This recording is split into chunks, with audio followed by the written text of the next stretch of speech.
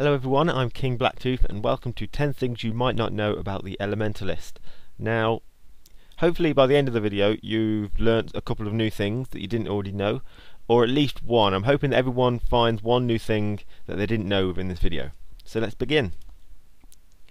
The first thing is to be able to channel and teleport at the same time. Now, churning earth is a great skill. It's got a very long charge time and a lot of people have trouble using it in fights because of the long charge time. Now, your lightning flash is a great utility skill to combine with this. So you use churning earth, and towards the end of its charge time you use the lightning flash to teleport in and complete the move, because it doesn't interrupt. So this is a great way for PvP fights to begin. Number 2 is the ability to switch attunement whilst channeling. Okay, so you're channeling, say, a meteor shower, you can switch attunement without it interrupting the channel. If you switch attunement and then continue with another move, it doesn't stock up like it normally does, it will interrupt. And this is the same for any of these types of attacks as well.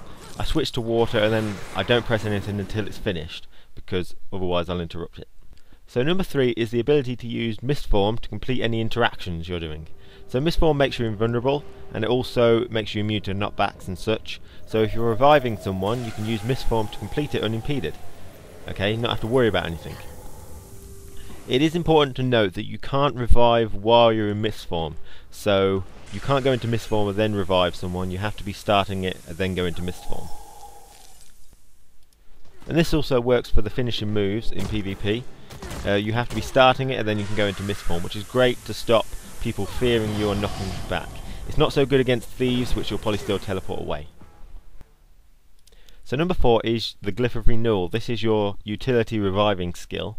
This move is absolutely amazing and is grossly underused. Not only does it revive 3 allies on the earth attunement, but it also revives them from actual death, not just down. So this makes it absolutely invaluable in dungeons and PvP, because it revives them after they're dead.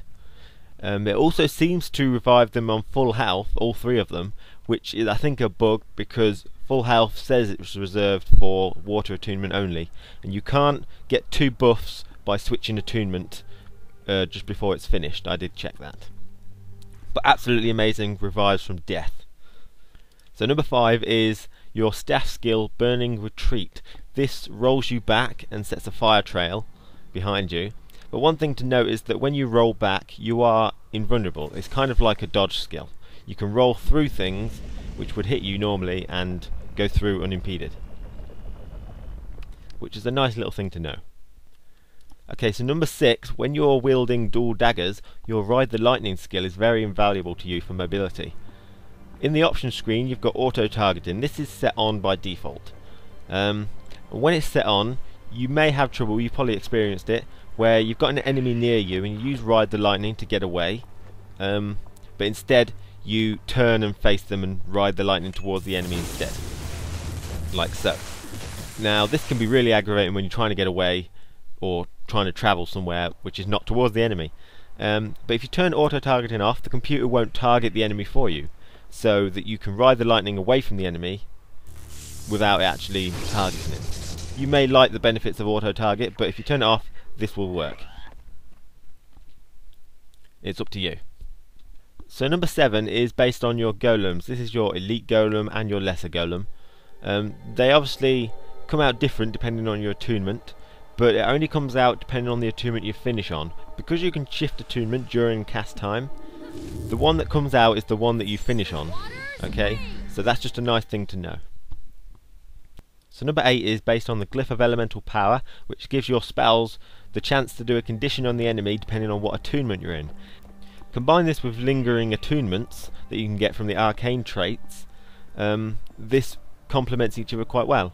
If you use glyph of elemental power and then start switching between your attunements, your lingering attunement still counts. So you can be in water and burn people, you can be in earth and chill people and such. Okay, so at the minute I'm doing weakness, there I just burnt someone when I wasn't in fire. Yeah, burn them when I'm in fire, that's what it's supposed to do. And then when I turn to water here, you'll see it burn in a minute again. There it is. Just burnt someone while I'm in water. So lingering attunements does work with glyph of elemental power. Okay, so number 9 is the ability to use utility skills during channeling. So if you're channeling a large skill like Meteor Shower, Churning Earth, you can use Armour of the Earth, Arcane Blast, Arcane Shield, Arcane Power, Arcane Wave, and Cleansing Fire. So this is a great way to protect yourself with shields, remove debuffs, and do extra damage whilst you're channeling Meteor Showers, for example. There we go, we do a bit more damage, get rid of buffs, and then we shield ourselves from incoming attacks. So that's really quite useful for survivability. So number 10 is based on weapon sigils.